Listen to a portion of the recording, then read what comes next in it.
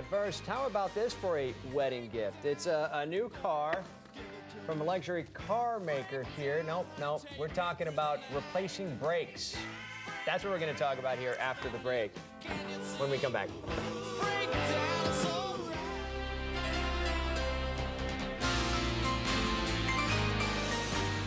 Welcome back, everybody. It is Brake Safety Awareness Month, and even though you may not hear any squeaking or grinding with your brakes, it's always a good idea to understand what to be or be prepared to hear that noise and what it means and get your brakes fixed, of course, because brakes are a very big, important part of driving on the road. Howard Fleischman here with Community Tire Pros and Auto to talk to us about some of the things to be aware of. Well, good morning. And first of all, I looked up some numbers and I was very surprised. Okay. At 30 miles an hour, if everything's perfect, from the time you press on your brake, it takes 80 feet to stop. 80 feet? 80 feet.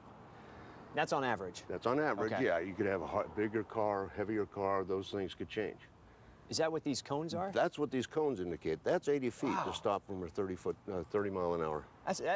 I mean, it looks far. Hopefully it looks far on TV, but it looks far out here, quite a distance. And you got to remember, that's from the time you press on the brake, which means if you're texting and talking on the phone, there's a delay there, so you have to...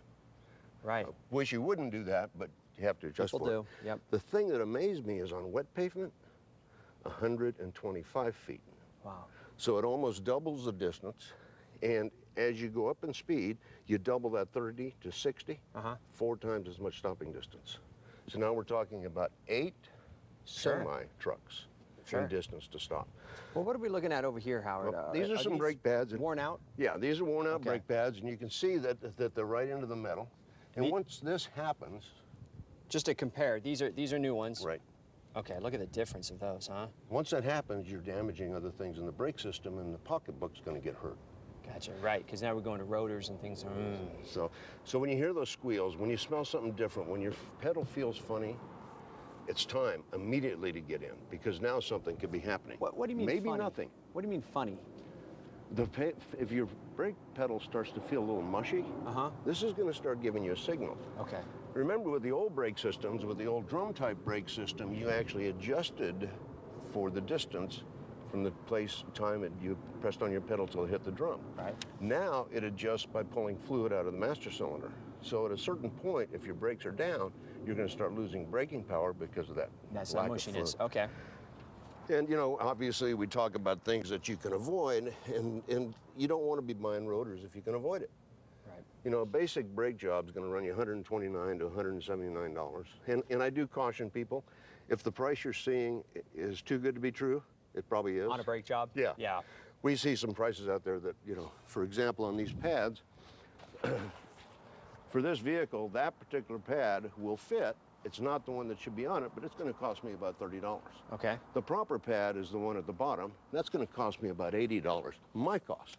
But that's the proper one. That's the one that's going to stop you in time, and yeah.